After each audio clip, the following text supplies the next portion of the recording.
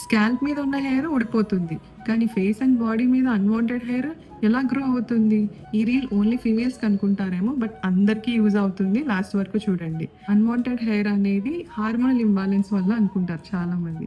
కానీ recent studies ఏం చెప్తున్నాయి? డిస్బయోసిస్ అంటే గట్ ఇంబాలెన్స్ వల్ల వస్తుంది.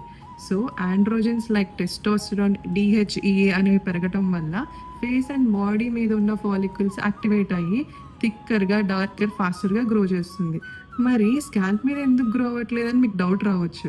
దీనికేంటంటే ఆన్సర్ స్కాల్ప్‌లో ఉన్న ఫాలికల్స్, ఫేస్ అండ్ బాడీ మీద ఉన్న హెయిర్ ఫాలికల్స్ డిఫరెంట్ కాబట్టి.